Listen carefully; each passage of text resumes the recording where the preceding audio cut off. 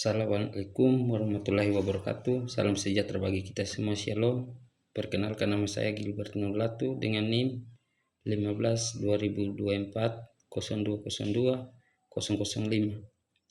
Prodi Agama Budaya, Fakultas Ilmu Sosial Keagamaan, Institut Agama Kristen Negeri Ambon.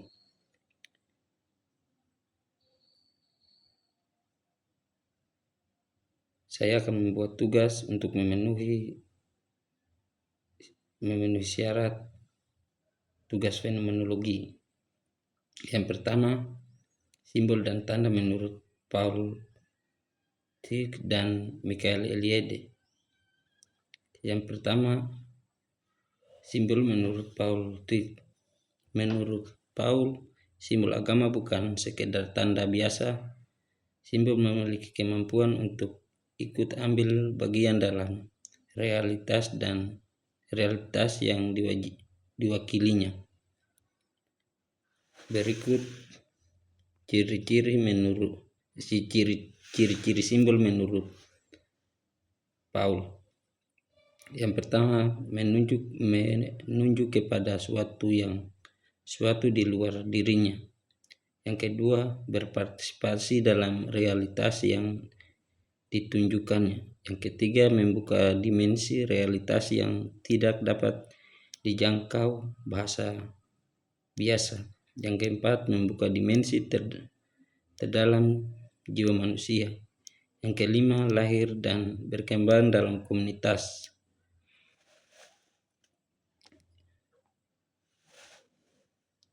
Tanda menurut Paul. Tanda hanya berfungsi sebagai petunjuk dan tidak memiliki hubungan intrinsik dengan apa yang ditunjuk. Contoh, lampu lalu lintas merah berarti berhenti. Jika disepakati berbeda, maknanya dapat berubah. Simbol menurut Michael Eliade. Menurut Michael Eliade, simbol merupakan sarana yang menghubungkan manusia dengan realitas sakral. Simbol membantu manusia memahami dunia suci yang melampaui pengalaman sehari-hari.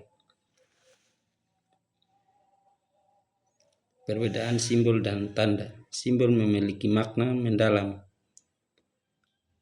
hanya petunjuk, berhubungan dengan realitas yang mewakili, hubungan berisi konversional, bersifat religius dan eksistensial, bersifat praktis, membuka dimensi spiritual, tidak membuka diri dari spiritual. Yang kedua, simbol dan studi kasus. Fungsi simbol menghubungkan manusia dengan sakral, menyampaikan ajaran agama, membentuk identitas kelompok, memperkuat solidaritas sosial, membantu manusia memahami pengalaman religius. Studi kasus salib dalam Kristen. Salib berfungsi sebagai simbol pengorbanan Tuhan Yesus, simbol keselamatan umat manusia, identitas umat Kristen, pengingat nilai kasih dan pengampunan. Berikut perbandingan magik, ramalan, dan perdukunan. Yang pertama, aspek tujuan mengendalikan alam atau peristiwa.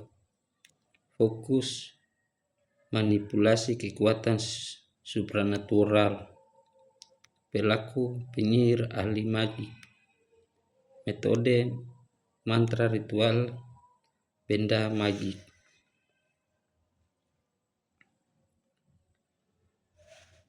Berikut perbedaan konversi agama terhadap gradual dan mandat transformatif.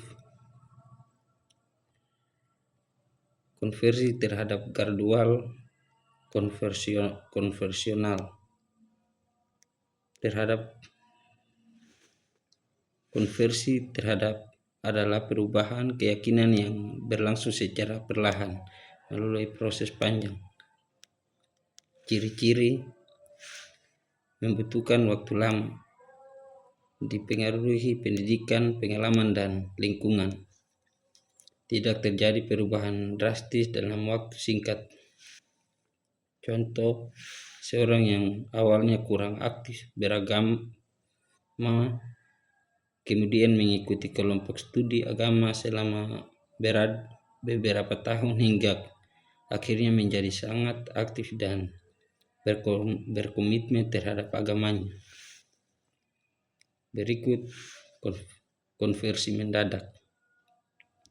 Konversi mendadak adalah perubahan keyakinan yang terjadi secara cepat akibat pengalaman religius yang sangat kuat. Ciri-ciri terjadi secara tiba-tiba, dipicu pengalaman spiritual mendalam, mengubah pandangan hidup secara drastis. Contoh, kisah pengorbanan Saulus dari Taurus yang mengalami pengalaman religius dalam perjalanan ke Damsyik dan kemudian berubah menjadi Rasul Paulus. Perbandingan bertahap gradual, proses lama, evolusioner, dipengaruhi lingkungan, perubahan perlahan. Mendadak, proses cepat, revolusioner, dipicu pengalaman spiritual intens, perubahan drastis. Berikut ciri universal mistis menurut William James dan contoh tradisi mistis. Menurut William James dalam bukunya Varieties of Religions, pengalaman mistis memiliki 4 ciri universal. Yang pertama, pengalaman mistis sulit dijelaskan dengan kata-kata. Yang kedua, pengalaman mistis memberikan wawasan atau pengetahuan yang disarankan sangat benar. Yang ketiga, pengalaman mistis biasanya berlangsung singkat. Yang keempat, individu merasa pengalaman tersebut datang dari kekuatan yang lebih besar daripada dirinya.